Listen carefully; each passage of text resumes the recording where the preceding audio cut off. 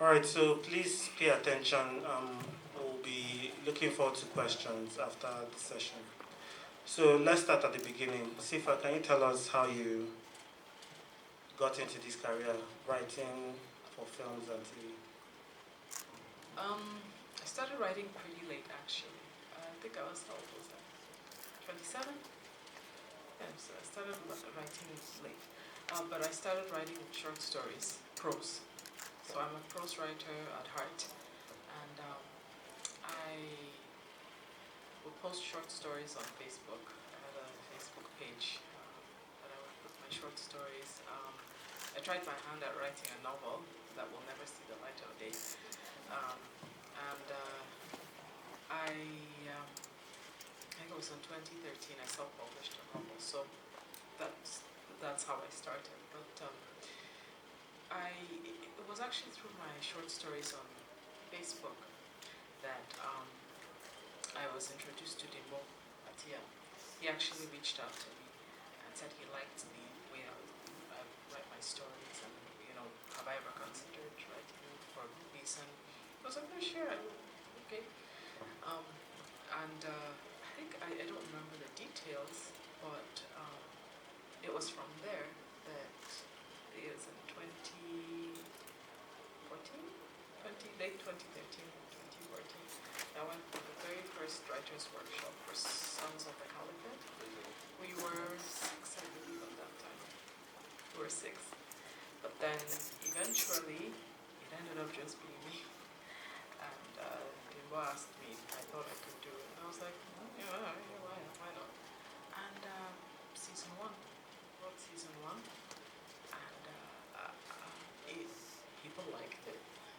And it picked up the season 2.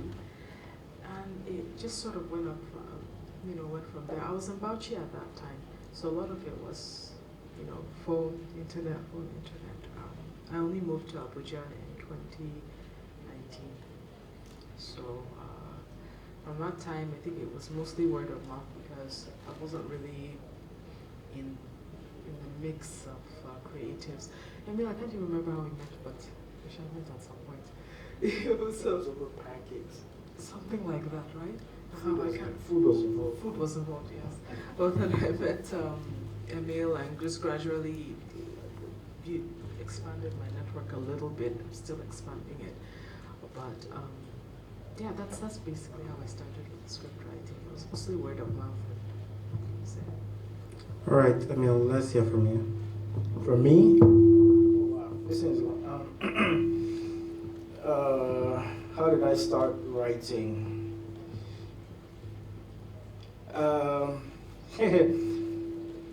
It's a long time ago. I think I was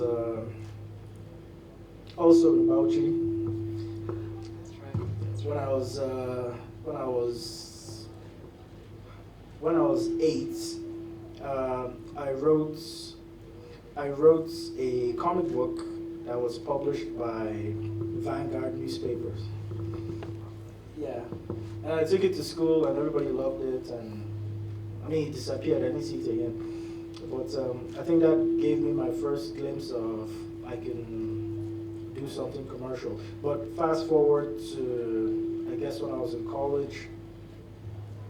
This is what, 94, 95.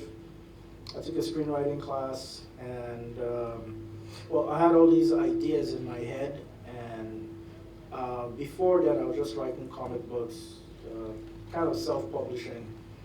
But I love movies, I love TV shows, and I was just walking by, and then I saw Screenwriting 101, and I walked in, and I met the professor, Linda McDonald. She said, sit down. And they're just going over the basics of screenwriting. And I think I put it all together quite easily. Then I wrote the short scripts, wrote a feature, and I wrote my first feature film in 1998. Then I didn't write anything for 10 years because I had to get a 9 to 5, I had to pay the bills and all that kind of stuff. It's hard. It's hard being a black guy in America trying to break in, especially when you're in a weird place like Oklahoma City. So you're sending scripts all the way to LA to, I had this thing, there's the Hollywood Creative Directory. It's like the old phone book. Starts from A all the way to Z. And you have to try and find which production company is doing what. And then you're writing query letters to agents. Hey, I can write. I'm in college. I'm in Oklahoma. Can you give me the shot? Pretty much that kind of stuff. I actually sold my first feature-length film, which was the second script I wrote with my professor's help. It was bought by a boutique company. They were just acquiring scripts. But the thing, it was too similar to a Disney film that was coming out, so they didn't make that film. But they paid me $75,000, which I quickly sent back home. I remember my grandma needed a wheelchair, so I sent that. I bought like an Xbox or something, and life just continued. But up until I came back to Nigeria, 2009, and I was just watching African Magic, and I'm like, what's this? My mom's like, it's all the rage. This is good stuff, man. Super stories and all that kind of stuff. So I was like, yeah, I can write like this now. So I was actually telling this story earlier today. I don't remember the name of the film, but I know it was by Teco Benson. And I quickly went to a business lab, and his contact, his Facebook contact was on the back of the VCD. So I quickly typed a message and I sent it to him. Like, hey, I just came back from America, I can write, here's a sample, blah, blah, blah. And he didn't get back to me, but I think a PA, someone shared that worked for him, read the scripts. I watched one of his films. It was like part 1, 2, and 3, so it was like 3 hours. So I rewrote it in like a 90-minute version, and I sent. Not that his film was bad, though. It was too long, But someone got back to me, said I should come to Lagos, and if I wanted to be part of a TV series. I'm like, yeah, sure. You're taking me from Bielsa to Lagos, and I'll go. So I got there, turned out to be Tinsel. They gave me some samples. I wrote. They liked what I did. And they're like, yeah, you're going to South Africa. So this was within 8 months of me coming back to Nigeria. By August, I was writing for Tinsel. By December, I was in Johannesburg. And they were doing a crossover with, I don't know if you guys watched Jacob's Cross.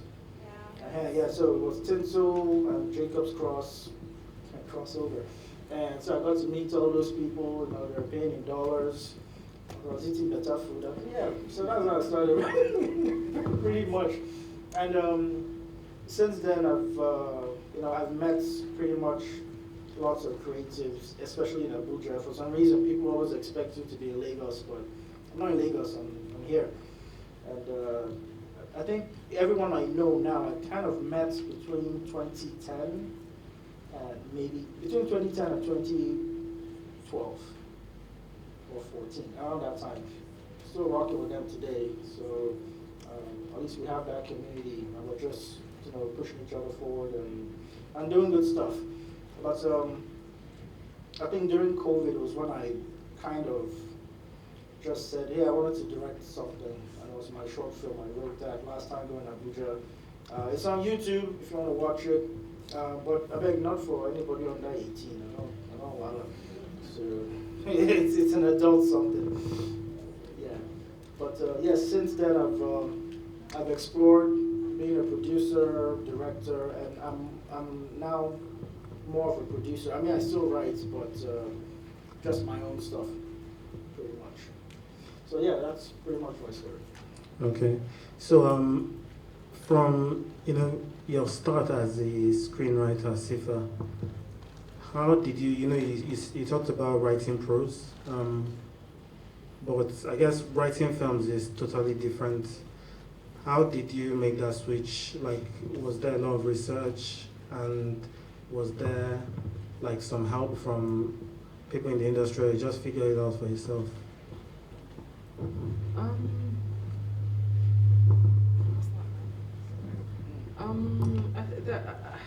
A lot of it was me figuring it out by myself, but then I did have some help. I think I asked you a couple of questions. Yeah. Yes, I asked Emil a lot of questions. Then a friend of mine, her husband, also at that time was a scriptwriter and I think a showrunner, Victor Agawa, but I think that he's now I think in content or something. Yeah. So he's highly placed, but showmans, right? But they got a lot of calls from me like, okay, I don't understand this. How do we do this? How do we do that?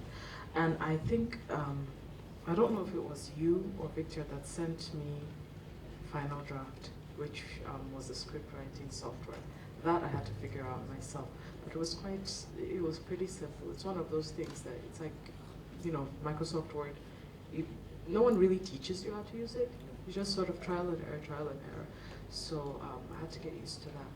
I'm still learning how to pare down because one of the weaknesses, well I call it a weakness of a prose writer, is that when you're writing prose, you have the advantage of the omniscient point of view.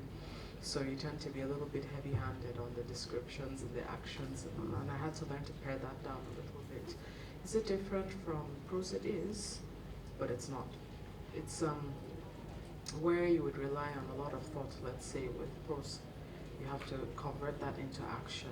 You have to learn to sort of compress everything and fit everything in a way that the dialogue and the action flow together and make sense within a shorter frame. Well, with prose, if you're writing a novel, you can, 200 pages, 300 pages, 400 pages. But a feature usually has its brackets, a series and all of that. So I pretty much had to learn how to do that. But I did also have the advantage that I also love movies. Love series and everything. So I've always sort of thought of even my prose in terms of like scenes and, like almost like a movie. So it was easier for me to put it down on paper or on screen, as it were. So that was my experience anyway. Yeah. So Emil, so you have written a lot of like feature films. You have dabbled in short films, documentaries. I just got back from film school, and about like 2 weeks later, that was when I officially met you. Yeah. You are working on a Japanese documentary for the Japanese embassy. Yeah. For you, you're also a script editor. What does it take, to write? What makes a compelling story? What are the elements? I could also say that, like a lot of our stories still suffer because there are a lot of things that some of the writers kind of leave on the table. They don't really explore, and it makes some of the stories like surface level. But what do you think kind of makes these stories compelling and really relatable and powerful as an art? For me, I've always approached storytelling from a point of fantasy. So just growing up, I love, first of all, my favorite genre of film or TV or anything like that is actually a Western. I grew up watching like Westerns, black and whites, John Wayne, James Cagney, white hats versus black hats. It was all very clear. This is the cowboy, he has to protect his town. The bad guy has the black hat, shoot out at noon, that kind of stuff. Wyatt Earp, Tombstone, Doc Holliday, just riding horses. That's my favorite genre. I can't seem to replicate that from a Nigerian point of view. But there's some guys in Kano I've been talking to, and it seems to be a Western vibe over there. So we'll talk about that later. But I also love genre stories, horror, thriller, supernatural, things like that, sci-fi, because they always come with the premise of what if. What if we wake up tomorrow and men are not in control of Nigeria? It's all women. That's interesting. How would Nigerian women, how would a matriarchy work in Nigeria? That's what if, And what if one man remembers that at a time, guys were in control, it was a man's world. All of a sudden, it's a woman's world. Like, he can't deal, And now we have to follow that man trying to now adjust to matriarchy. I feel that's compelling, because now I have to watch this guy with all his macho-ness try to navigate what it means in a society that women rule. I think that's something compelling.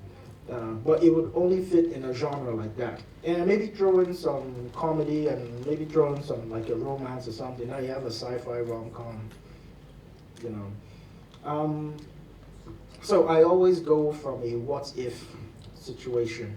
And just come up with something crazy, But the way it will make sense is because the characters are Nigerian. You have to write authentic Nigerian characters. And that comes from not observing the Kardashians or whatever is on Western TV. It's from watching your fellow man, your fellow woman, what's happening outside. Everyone you're observing is a character. And I tend to observe people a lot. They might not know I'm observing them, but everyone I know is a character in something I've written, especially family members. And the people I really don't like, they end up being killed in my films. And I might actually use their names. Yeah, we did that a lot in Tinsel because like at 2 a.m, you're looking for names. You're like, hey, this uncle, I don't like him. It's like, you put his name there, and you watch it. I'm like, this guy, you killed me. I'm like, no, it's not you, or is it? That kind of stuff. But I think when you look at what is authentic to Nigerians? What is compelling? What do Nigerians like? What's happening on a Saturday? There's always a wedding somewhere. There are at least 6 or 7 Owambes going on somewhere. You can write about that. We love food. Write about food. Write about your experiences. Likely, almost every Nigerian has had Nigeria happen to them. So that's something that we'll even understand the more. Write about that. Something like NSARS. Everybody kind of, when you get to a checkpoint, your heart starts beating. Write about that. So these are all things I find very compelling. You just need to make them interesting. But like I said, characters tell the story. So now you have to come up with interesting characters. Why am I watching this guy? Why am I watching this woman? What is interesting about them? What makes them relatable to me? So if you write a very good character, you will know someone that reminds you of that person.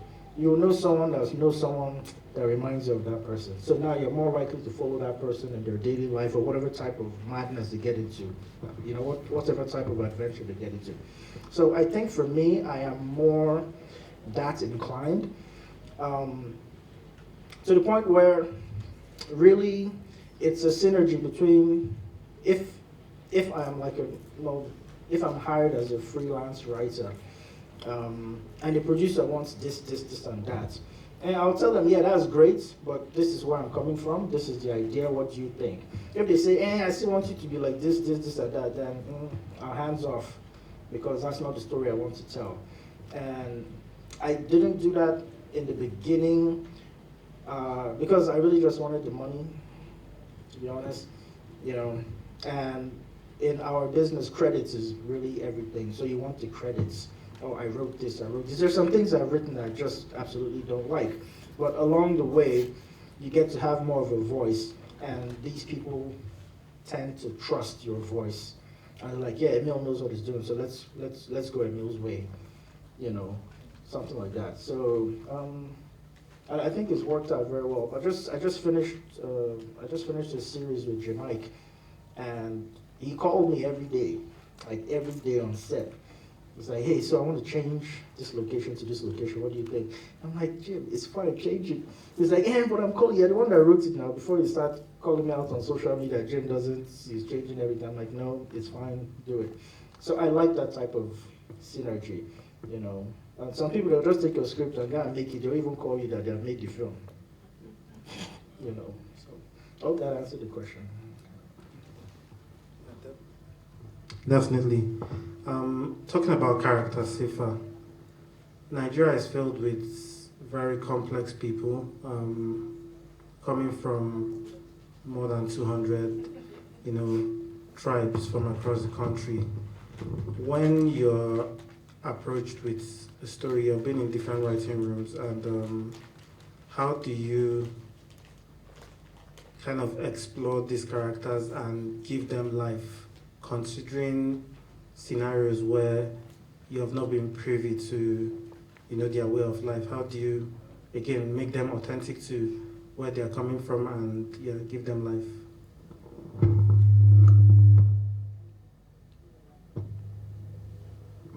Okay, for full disclosure, I haven't actually really been in that kind of situation. I tend to write characters that I'm comfortable with, just like Wmil. If I don't identify with or I don't know, I will always let the creator know this. I'm also a big fan of collaboration. I believe also in making sure that things are authentic. So if I'm writing about characters that have experiences or come from places that I'm not familiar with, I will always advocate for either a story consultant or another script writer who understands more to go over it and to make changes if necessary. That's one thing also about writing authentic stories, is that you have to know when to take a step back and to allow your characters, your story, your situation to be examined by those who might know better. If I'm writing about a medical situation, I'm not a doctor. So there's some things that I have to allow a medical practitioner to examine and say, no, this is not feasible, that's not feasible. And that might mean making changes. So you have to be open to changes. And maybe I've digressed a little bit, but that's like for situations. In terms of like the culture, like I said, I tend to stick closer to that which I'm a little more familiar with. Of course, I give myself room for creative license, which is fine, but I'm also very mindful of the fact that there are lots of things I don't know. So I'm always just open to those that do know, to bring in their points of view to see how we can come up with how we can adjust to make the characters and the situation within the script a lot more authentic. So that's my approach to, will I say, a diverse set of characters or situations, or that's the way that I would handle it if that were my situation. Yeah.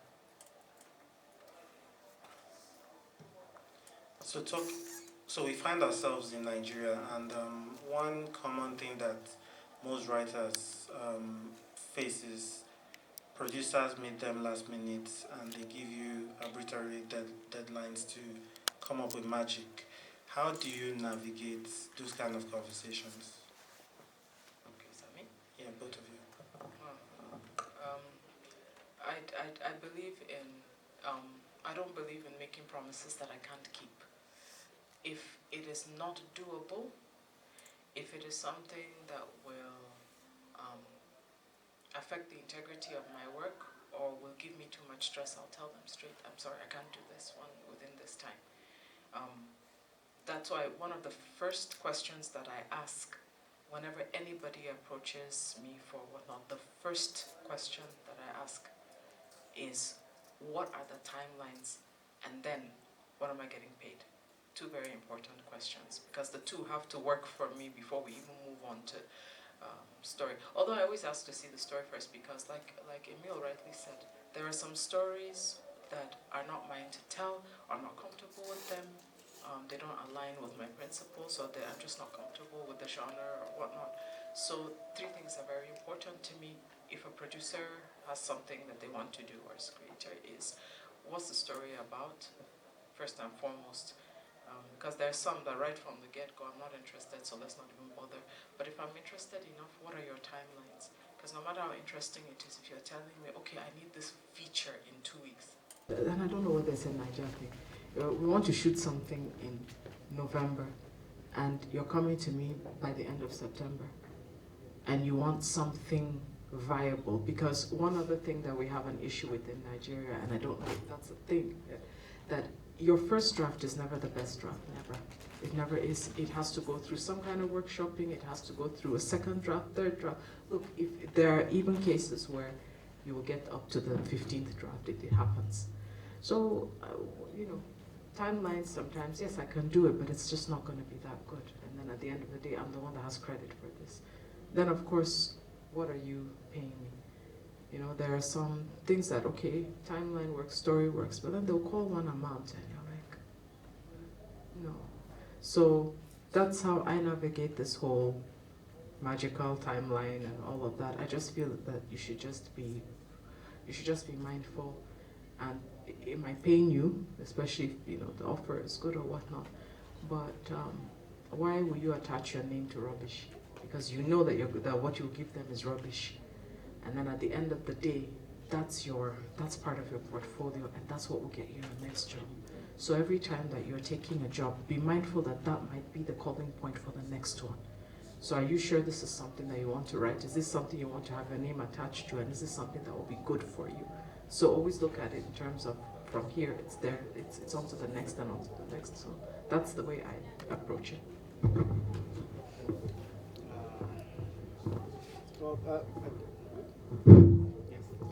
I think you said pretty much everything. Well, I don't know, maybe coming into the producer space, I have noticed that usually when it's like last minute is because they would have called you first though, but they're like, nah, Sifa will charge plenty money. Then they use all the money they're supposed to give you, they gave it to someone else, that person did crap. Now they're coming back to you to fix it. And they have this deadline. So please, please, please fix it. And for this small amount of money, because that's all they could scrounge up, when they would have just come to you in the first place. And you like to treat it as if it's like we're shooting now, that kind of stuff. No.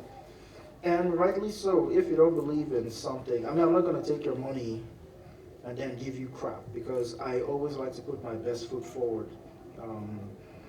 Before, if you came up with, 65K, yeah, Mel, can you write something? I only have 65K. And I'll give you a 65K script. That was before. But I know myself, I cannot dumb myself down. And I will tell you that, see, don't shoot this thing. Give me like a month, or just give me about 6 weeks. I'll rewrite this whole damn thing. I'll give you something you can actually film, because this is shit. It really is, so why would you attach your name to rubbish? And if they insist that now we have to go, it's now something, I'll tell them, go, it's okay, it's fine, But recently in my career, you get called in from the jump. You get called in. You're having conversations with, if there's a director, if there's a director on board, you're talking to the director. You're talking to producer, you're talking to consultants, you're talking to everyone. This is the road we're going with this story.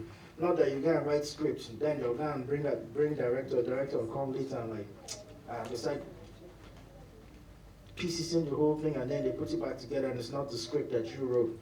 And now it's the director's script. And they're gonna film something completely different than what you wrote. And so I tend to insist that who is involved in making this thing? All right, let's sit down, let's talk. Let's eat akara, let's talk. Let's move together, that kind of thing. And if I can't do that, I always insist that, listen, who's the last word when it comes to story? Is it you? Because you don't know story, so why are you the last word? Mm-hmm. And if they start acting somehow like, it's fine. And one thing I've been disciplined enough to do is that I always hold the money. So if you don't like anything or give me stress, I'll just give you your money back. Take this, fine. It's okay. It's not that deep. So take your money back. They give me back money in this economy. I'm like, yes. Because I don't want stress. I don't want stress. I beg, carry your wallet and go.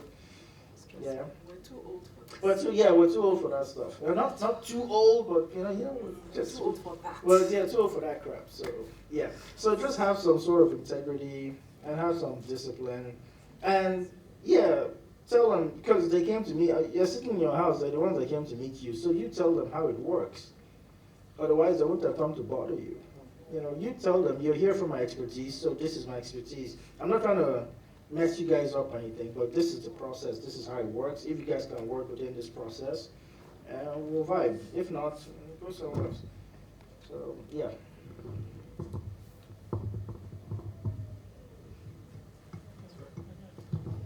All right.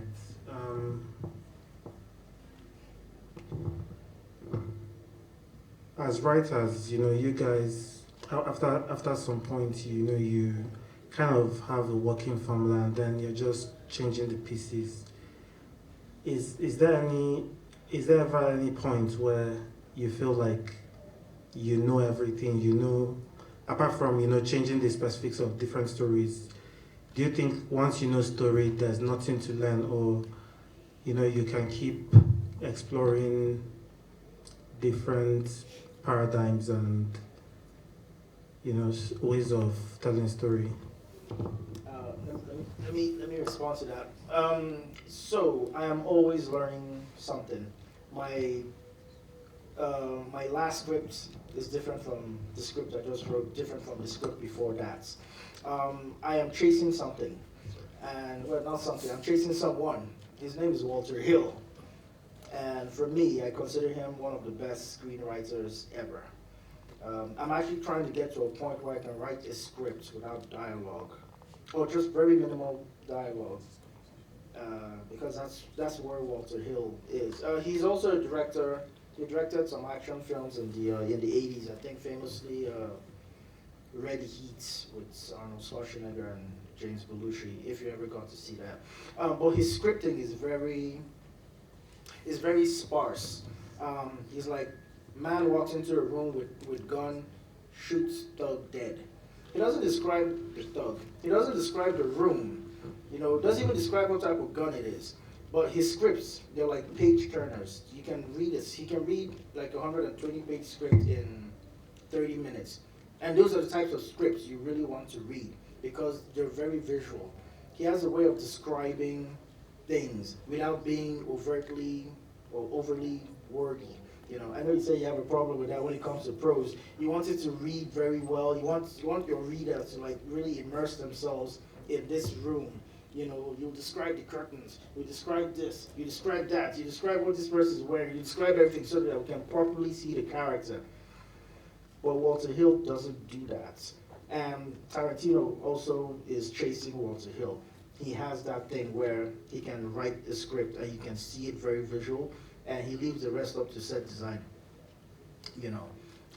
So I'm actually trying to get to that point. So every script I'm writing, I would say there's a formula. No, there's a structure to it.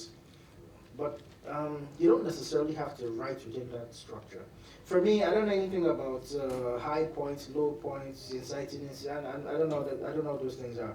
I just know the story has a beginning, middle, and end. And for me, so you can even break it down to Act 1, 2, and 3. But some people will tell you there's rising action, there's midpoints, there's protagonist arc, there's anything, I don't know. But what I do have is a feeling. It's almost intuitive writing. It's like I know when something has changed, and almost always it's at the end of Act 1. The protagonist has moved on from normal life, they've gone into a conflict. So the whole of Act 2, they have to deal with this while that has happened. And I can feel when, it's time to end this thing. And lo and behold, I'm already in my third act, and so it's very intuitive. I have that. But I'm not writing within a structure. Like every 15 minutes, something has to happen. Something has to happen. Ebb and flow, rise and fall, all those things. You go mad. So just tell a compelling story. Try to feel where things begin and end. You set the pace, And like you said as well, first draft is just a vomit dump. You vomit everything on the page. It can be up to 400 pages. Now you pieces it and start tightening things up. Okay, this needs to happen faster. We need to get to this point on time. What's this guy doing? Why is this guy doing what he's doing? Who is this guy? Now you have to start putting things in places. But that's just storytelling, you know. You feel it, you know. And not every story fits the formula. You know, you'll get to the end of the film, you'll be like, who's the antagonist? Like, I watched Moana, the first one, the other day. I'm like, who's the antagonist? It's not Maui, it's not Moana. And they're going up against this evil fire thing that only shows up at the end. And and they said, oh, every story has to have an antagonist that's fighting the protagonist, or sometimes the antagonist is the equal of the protagonist. I'm like, yeah, but it's not happening here. So the antagonist is the situation. It's the journey, you know, to get to this place. It's a situation. It's not personified, you know, that kind of thing. So it doesn't have to be a person. It doesn't have to be what you can identify. It's just a feeling. Just a story of this girl that's trying to save her people. That's it, you know. And she has to jump through hoops, and deal with this crazy Maui half-god person that's making her life hell. That's pretty much it, you know. So yeah, every new script, every new story I tell is different. And I go back and read the last one. I'm like, God, I wrote that. You know, did I actually write that? I could have done it better. I could have removed this whole paragraph. I would have done it better. So I'm always learning. And whenever I'm writing something, I am usually watching something that is similar. So I get into the world. I stay in the world until I'm done. It's almost like method acting. It's just like method writing. So I'm watching all the references, everything I can watch, and it helps with research as well. I've never been to France, I don't know what France smells like, tastes like. I don't know anything about France. I just know they have the Eiffel Tower and baguettes. But if I'm watching like a Ratatouille or Emily in Paris or something like that, at least it puts me in the world, and I can now identify little things and then add to my story, and it makes it real. So yeah. So I feel anyone that says you know everything, yeah, don't hire that person. Hire me. I don't know everything. Hire us. We don't know everything yet. We're still learning. Yeah, we're still ginger. And so you know we actually want to do a good job. Yeah. What's the question again?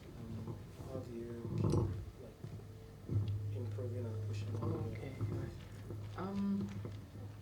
Pretty much everything that Emil said, and I think that also what helps is that when I write, I have a little community.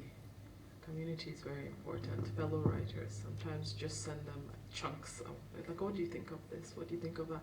Feedback is very important, and the openness to rewrite, to edit, to tighten, just like he said. No, you don't know everything. But I will say that the one thing that I personally feel I can be set in is the kinds of stories that I tell, what I will and will not write. That one I'm very set in stone about that. That one comes from my own set of beliefs, my own principles and all of that. That doesn't really come from a place of I know everything, but you should also know your own self, and you should know where your limits are. And it's sort of a double-edged sword, because there's that premise of go out of your comfort zone, and yes but no. Go out of your comfort zone, I believe in skill, but sometimes boundaries are not there for limits but for safety, so there are some spaces within writing that I don't feel comfortable with. For instance, I'm not a horror person. I never watched it. I don't like it. I'm not going to write it. Can I write it? I could. I'm a writer. Do I want to? No. Do I even want to explore whether I can? I don't want. So, I don't want. Just there are some things that no is a good enough answer. I don't want to write it. I don't want to write this. There's some, I've had people send me some stories. The moment I read it, I felt tired. I already knew this thing is going to be a problem for me. We're going to fight, or we're going to, and then like he was talking about who is involved, right? And I work very well in teams, but there are like one or two or three names. If I hear them, no, I'm not going to. Again, there's some stress levels, no. So, do I know everything? I don't. Read scripts. He was talking about Walter Hill. I read this amazing script for this movie Air. Okay. And I loved the way it was, and I loved the way that you were talking about how Walter Hill writes action very sparsely. The way that the script for Air was written, it was so much fun to read, and apparently that's how it got picked up. Yeah. That someone said that it was just so much fun to read, and that's the truth. When you read it, you could, it brought a feeling where you felt like not only could you visualize it, but he had a way of making you visualize the feeling. And ever since I read that script, that is how you're looking for Walter Hill. And I'm so ashamed to say that I forgot the writer of Air. I have to go back and check. But that particular script writer, when I read that script, I said to myself, I want my script to elicit that feeling when someone picks it up and reads it, when they drop it. Even if they don't pick it, what I want to hear is that was fun, And I'm happy to say that I actually had a script that I submitted, and it wasn't chosen for production, which was a bummer. But I think that the feedback that made me feel so happy was, you could do this better, but overall, that was so much fun to read.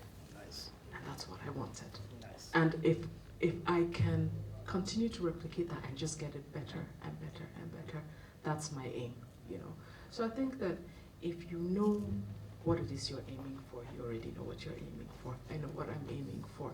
And you learn all you possibly can and do all you possibly can to improve on that. I think that's what can help you write your own brand of story and, sort of put a piece of that into whatever it is you involve yourself in.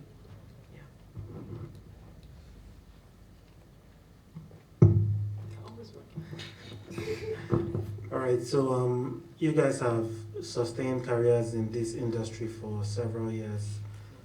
For the, would I say, aspiring writers and writers that just started their journeys, what words of advice about writing and just the general industry? What advice do you have for them? Wait, are we taping? Yeah. Oh, damn it. Yeah, you take it. Okay. So, it's go on social media tomorrow. Social media. Sifa and Wmil said this.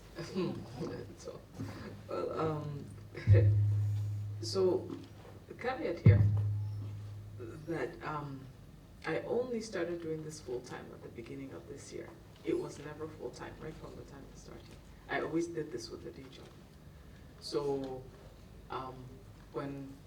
with Sons of the Caliphate, I was in Bauchi. I was working in a school, so but it wasn't that much stress. With Beyond the Veil, we did the entire what they call that thing, development and writers workshop. It was in the middle of COVID, so it was online. So nobody was working per se. However, every other thing I wrote in the night because I was going to work during the day. So I won't say don't quit your day job, but I'll say that too. If you are able to balance it, because I was able to balance it for the longest time until I felt that it was something that I should take a step forward and do full time. So when you talk about a career, yeah, yes and no, because I had my 9 to 5, right? And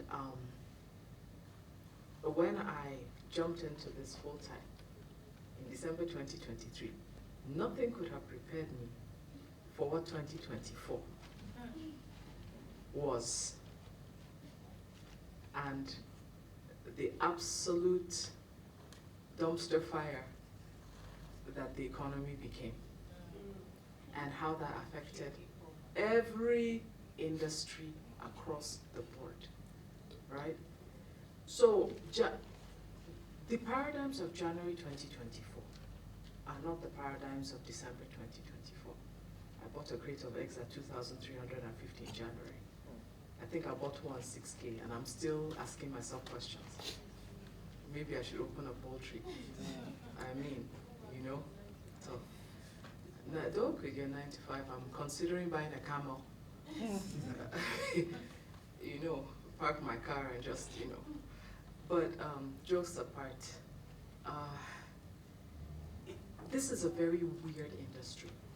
It is such a weird industry because the potential is so great. The profits can be so great. But you know that thing about the starving artist? That is also true. And if you have school fees to pay and all of those things, God will help you. But yeah, if you're considering doing this to start up, if you are working somewhere, do them. My advice to you, start by doing it simultaneously with something else. Then when you get to a place where you feel that you have enough leverage and you feel like it's something that you want to do full time, you know. But just be warned, you know, especially that we're here in Abuja. It's very different from Lagos, where for the most part, that's where the entertainment industry is domiciled, right? It's changing now, but it's yeah, we have something moving on to Abuja, but we're sort of pioneers of that, and it's always difficult for the pioneers, for those who are sort of paving the way and jumping over the hoops and everything, you know? And you can go broke, I'm just saying. I'm just saying, you know? And I mean, some of the money that they'll call for you, you ask yourself who sent you, you know? But yeah, well, eventually you get somewhere. You know, so that's support. We're all looking for money, let's not be lying to ourselves. Okay. It's one of those situations where if I knew then what I know now, I would have taken that government job my dad got for me. So, I got to do NYC. I don't want to do NYC. I want to be a filmmaker. So it was a job, it was paying correct money. I would have been a horrible doctor, you know. I would have been a horrible doctor as well. Oh yeah, someone sent me a message that your dad was their family doctor. It's possible, and I was in Bauchi when your dad was the governor. Yeah, I know. We were thinking that they will stand in front of, they say, who is the governor of Bauchi State? What was it, Brigadier? Or just it? He was a brigadier at that time. No, Colonel. Colonel. He was the youngest. Colonel Chris Abutu-Garba. And as later I was like, wait, you? You know, so, but yeah, so that whole thing about job, you know, both my parents are health workers. First of all, I failed maths twice, and then it would have been I can't stand blood. It'd be very unprofessional to be fainting in the theater and everything. So I mean, that didn't work out. But here we are. We said we wanted to be writers and all of that. So first one. Yeah. But I mean. At least, okay, so the thing, what I miss is the security. Yeah. You know, I don't have a pension, so now I have to, so this is how I approach things. Like this year, I've only written like 2 things this year, and I did that like in November. So from January, I was doing consulting work, so I branched out into that, like working with Film Lab Africa, BBC, and mentoring, and oh yeah, I was one of the mentors on this. I just saw the film for the first time, Salamato's Rhapsody. That's pretty interesting. So I was doing that, and people wanted to pay me money, so I took it. But it's helped all up until now, obviously, and I think the money I get, now I have to put some money aside because life happens. I gotta buy heart medication that costs like 200K a month, so I gotta do that. I have to pay the bills, I have to buy stuff, I have to go to the market. I would say it is tough, and I am very lucky that I'm not getting money from anywhere else, and this is what is paying my bills. But I've come to a sweet spot where I'm not really working that hard because I've structured it that way. If I'm gonna write a script, you're gonna pay me X amount of naira. We can negotiate. The highest I've gotten was like 10M. Okay, so I just split it. So 5M, from January to July, or June, July, and then the remaining just keep till the end of the year. And I still have it. So, and in between, you're still doing some other work, and so that's fine. Consulting work, every once in a while I get an alert, so I'm like, oh, woo. And yeah, but I am very lucky because this year was crazy, and anyone that's working right now is lucky. There are people from sets, like 3 years ago, are sending me message, oh God, you can send money, anything, bad as in bad, just send something. I'm like, yeah, I'll probably help you out or whatever, but it's tough. It's very tough if you don't have something to fall back on. So that law degree that you decide to truck away somewhere, truck it, so go and clean it. You gotta do charge and bill. It's something, if you have a farm, go to the farm every once in a while. Before they call action on set, better carry the things to the market. So whatever you're doing, try to have something that is a fallback.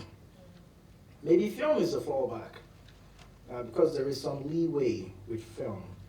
But this other thing is kind of structured. So if you have that, please lean on that as well.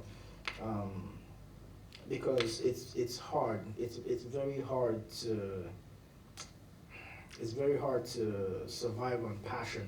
Yeah, starving artists. I don't know who came up with that thing. Man, they were right. Yeah, but it's real.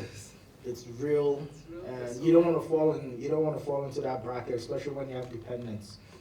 Kids, when they look at you, they're not thinking, oh, daddy's a filmmaker, or mommy's a filmmaker, or whatever. They just want food. If you can't provide, that's screwed. So, my brother, I don't know if it's a sustainable something. I don't know if it's a sustainable something. And yeah, this industry is very tricky. It's very tricky. And like I said, if you're working right now, you are lucky. You are very lucky. And talent is not enough. It's not enough. I know talented people, and they haven't even started. Because gatekeepers, what do you call it? What's that thing? I don't have it, but what's that thing? Insecurity, something. Yeah, you have a complex, what do you call it? Imposter syndrome. Anyhowness. Plus your anyhowness. Anyhowness. Nigerian anyhowness. Yeah. Just that Murphy's Law. That Murphy's Law will happen. Our own, our own is different. Our own is Murphy's on drugs. Ours is anything that can go wrong will go wrong. Yeah. With anyhowness. So theirs is neat. Ours is never. Yeah. Ours is never neat. Yeah. But the funny thing is that you get on set, everything can go wrong. Yeah, you can't sleep it off. But you wake up again, I'm like, I can do this again. I can do it better. But that's part of the Nigerian anyhowness, because we know how to pivot and we know how to make things work. Yeah. And that's great. On the one hand, that's where that whole resilience and all of that stuff. But then you need to ask yourself the question whether that's a good thing or that's a result of dysfunction. Because if you're always trying to patch things up because of dysfunction, then all it takes is a working system for you not to have, like for instance, right now, when you're like, oh, this thing has burnt out because there was a surge. Right? If we had a working system, you wouldn't have to be patching things up because of a surge. So it's a whole cycle, And then another thing that I found is that we have, as creatives in Nigeria, you need to, it's again a double-edged sword, because you need to learn how to operate within Nigeria and still do that code switching when you're working with people from outside, right? You need to align yourself up. The one thing with Nigerians are very stubborn and indisciplined because we're not used to working within rules and systems. We don't like rules and systems, they do. So if you don't carry your anyhowness there, it's not going to work. And if you hope to, this is where, like, okay, if you hope to work with your British Council, or your Netflix, or your Amazon, or your Film Lab, I mean, again, we're on whatnot, but they find it very hard many times to work with our anyhowness. Yeah. And these are the things that can get you guys fired, or just have the door slammed in your face before you even start. Yeah. Because you cannot, for the life of yourself, adjust to a system. So we need to work two ways. You need to know that, okay, when we're in Nigeria, if we're working with this and that, and just, it's difficult because if you yourself are someone that is more of a, straight runner and you prefer systems and whatnot, again, you have to ask yourself if you want to involve yourself in certain projects when it looks like it's going to rob you of your peace, So being a creative and a writer, if you're going to be working with teams that come from different places, you need to align yourself to that. They're not like our own sometimes where we're like, oh God, please, this thing, I'm not going to be able. Their own, when they tell you 11:59 Pacific time, that they mean 11:59 Pacific time. They don't mean African time. They mean 11:59. That's what they mean. And you have to immediately know how to adjust yourself and arrange yourself. If you hope to move beyond just Niger. And that's the aim, actually, at least for me. For me, it's not just to work locally, it's to be able to collaborate internationally. And by international, I mean even just our neighbors. Even just, even Ghana, like South Africa, Rwanda, whatnot, Why do you think South Africa is a little bit ahead of us in terms of entertainment and whatnot? Because they've managed to align themselves with systems.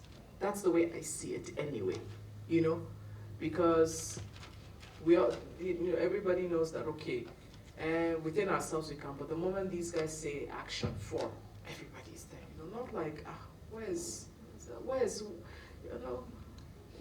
Musa? Oh God, I'm on my way. Musa is not on his way. He's in Kaduna. He's in KB. So I'm coming. You see me now. No.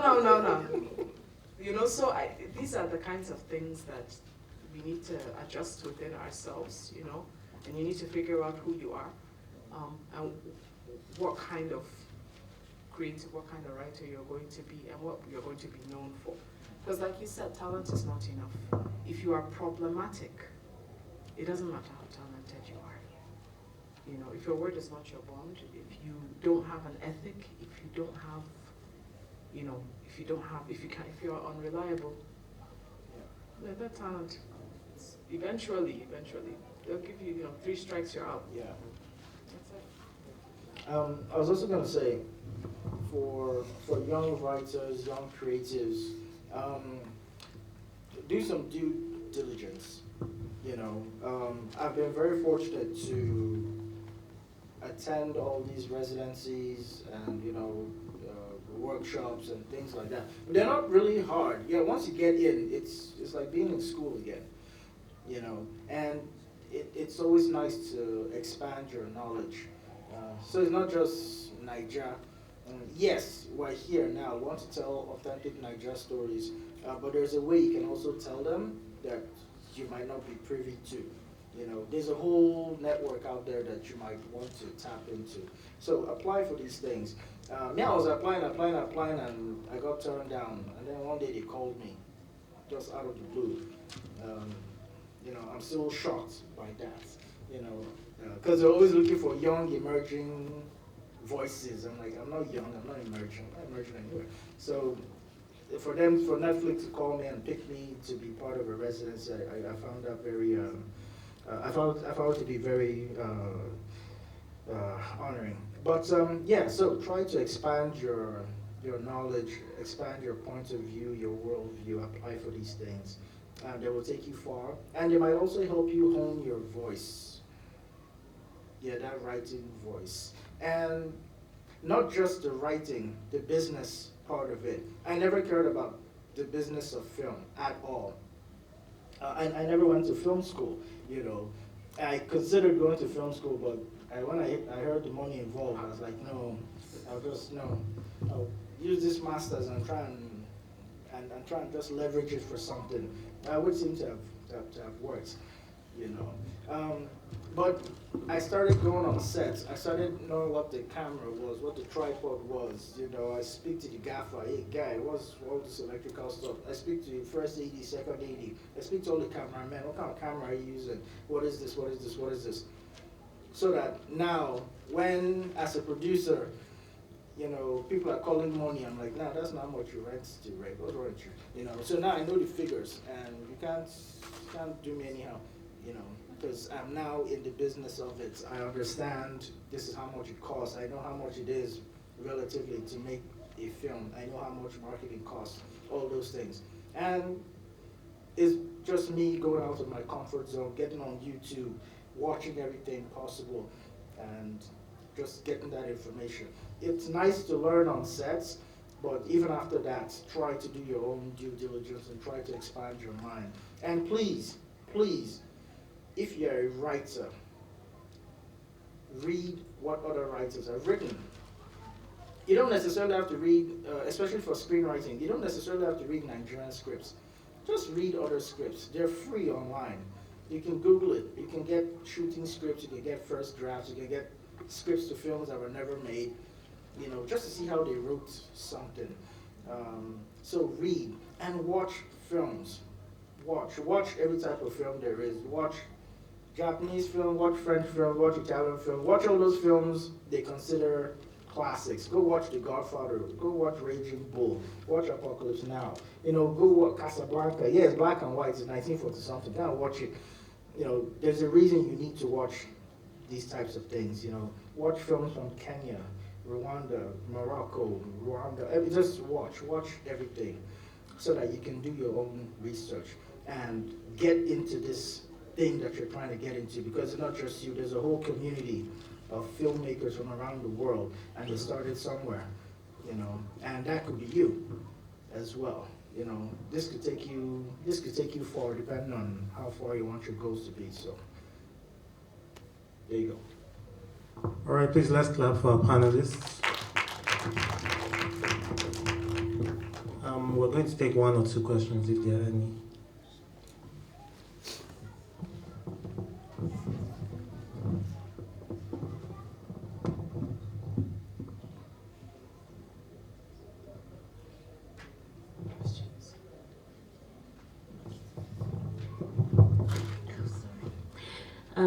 Thank you for the session. I want to ask a question from your last session together at the Film Lab a few weeks ago. I wasn't able to ask my question at that event, and I think this is the best time to ask it. One thing that stuck with me was when you mentioned, Miss Sifa, that you needed to kill your darlings in your film. And it stuck with me so much because I'm at a place where I'm trying to find balance with everything I'm doing, and it's very hard to let go of the things that I think are the best part of my writing. And so I watched a documentary about Ryan Reynolds, the production of Deadpool, and everything that happened, and him holding on to his darlings because the studios didn't want it, everybody didn't want it. And he put his money, and it worked because he held on to his darlings. So my question is, how do you find that balance? Because we never can tell what will happen in the future. Sometimes it's that queer, weird, crazy thing that you hold on to that makes your film amazing. So how do you know when to hold on and when to let go? Okay. So for me, I look at it from 2 points of view, right? I ask myself, if I'm reading it, right, if somebody, if I workshop a script, right? I keep one thing in mind. What is the spirit of my story? And is this a hill I'm willing to die on? Does it really move the story forward, or is it me patting myself on the back because it's a great piece of dialogue or it's a great piece of action or whatnot? I'm an advocate of copying and pasting. Like, for instance, if I'm going to remove dialogue or I'm going to remove an entire scene, which I've done, have your, either whichever program you're using, if you're using Microsoft Word, or if you're not, you should never use Microsoft Word to write a script, no. If you're using Final Draft or Celtex or whatever, open a blank one, copy it and paste it, and just save it. Sometimes you will find that can be adjusted and put into your next story or another story, and it works fine. It's happened to me before. Where I'm like, okay, well, this line would work here, or this scenario would work here, right? So it's not a total loss. That's one way you can do it. But then understand that when you receive notes on a script, on your story, especially if it's your story, understand the spirit behind that note. There are some notes that come that are just mean-spirited, and you know it, right? And there are some that no matter how good the intentions are behind it, it doesn't align with the spirit of your story. You don't have to kill your darlings, but I didn't say kill them all. You know? There are some that if you're honest with yourself, you're like, I love this, but honestly, it doesn't move the story forward. It doesn't necessarily, if I take it out, it won't actually affect the story. It's a very nice line, you know, but it won't actually affect the story. That one you could. But there's some, I've done it before, I'm like, absolutely not, I'm not removing this, I'm not adjusting this, I'm not, well, why? Because it's integral to the story. Now, here's the thing. Ryan Reynolds could hold on to his darlings because he's Ryan Reynolds. He has Ryan Reynolds' money. He has Ryan Reynolds' fame, so he can hold on to it. Kind of like there's some films that you watch, you're like, who, some people believe in something strong enough that they are able to put their money behind it. That's what Mel Gibson did with The Passion of the Christ. That's what he did, right? So let's also be very, very practical. It wasn't just passion. It was name and money. He's also a producer on it. He's also a producer, so he also had the clout. And you need to be very, very practical when you're asking yourself some questions, right? Because there's some leeway and leverage that you have when you reach a certain level in your career, and some that you just, quite frankly, you don't have at the very beginning. But then, if it's your story and you feel strongly enough about it, there are some things I know that I already know, okay, this script, this is what I can bend a little in, but there's some places absolutely not. I'd rather not even have the film made than bend on this. So you need to ask yourself the hard question of, is it actually integral to the story, or it's my story, therefore I will not. Yeah, it's your story, but at the same time, it's a story. And if you're opening it up for it to be dissected, like a surgery, there'll come pain and blood loss and all of that before it heals. And you need to be open to that, you know. So I will still stand by saying you have to learn to kill your darlings, but you can't kill them all, and you have to figure out which ones and why. So that would be my answer to you.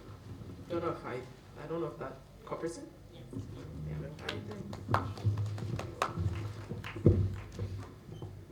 Any more questions? Please make it snappy.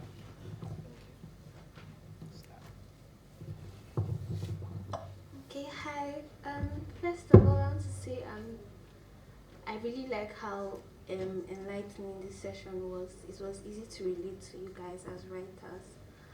So a question I have is how you deal with rejection. Like for example, a lot of writers, most times when you come out, you get a lot of good reviews, but you meet somebody that is just like, this is trash, and you just, it's very hard for you to recover from that because you feel like, okay, I've been doing good work, and somebody just tells you like, you are doing nonsense, and you get back in your shell, and it's just hard for you to like come out of it. Like how do you handle that?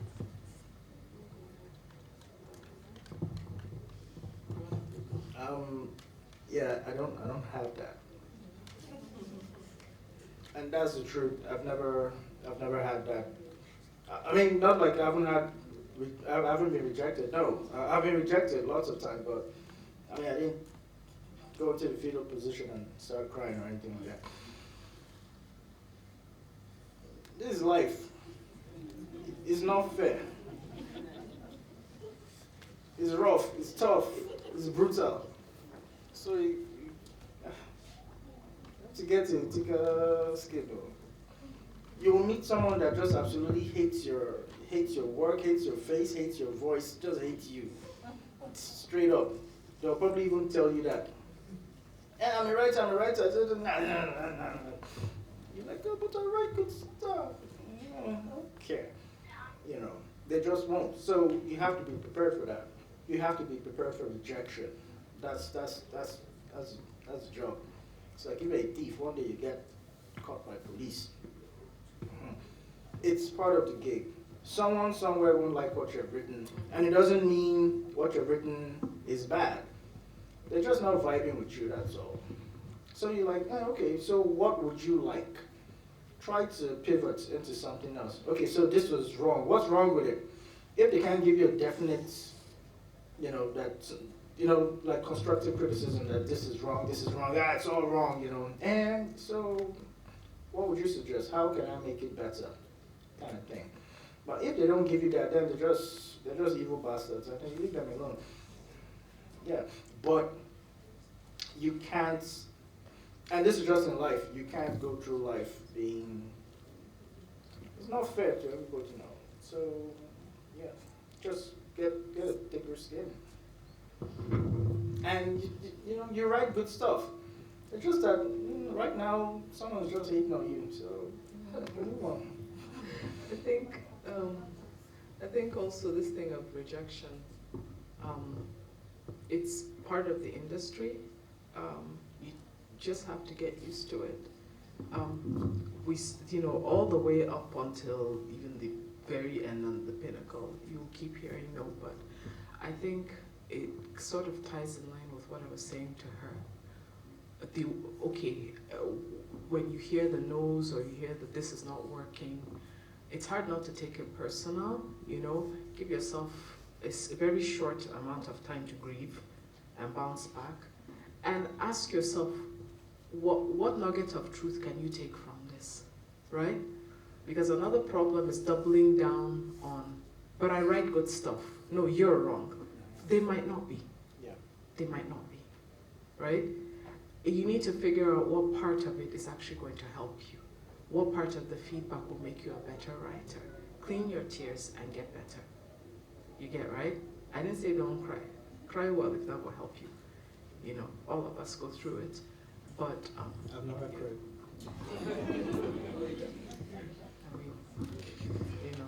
If you need to, but if that's, go and eat something, have a nap. Look, a nap and food. Yeah, food. A nap and food will help you. After you eat, sometimes it's just hunger that's doing you. It might be PMS. It might be, it might be the economy or whatnot. Figure out what is making you upset. Is it actually the rejection or is it something else, But then when it has to do with your writing, I think that it doesn't help you to get into the such a crap. But the writers go through that existential crisis. You're like, you're writing, this is wonderful. Then the next day, you're like, what was I thinking? It's a normal thing. It's very, very normal. But feedback, what can you do to make it better? And then, rinse, they say lather, rinse, repeat. That's basically it. There's one more question. Where's your... All right, so at this point, if you have any more questions, please, maybe you can speak to the panelists in the foyer. We have to move on with the program. But please, a round of applause again for our panelists.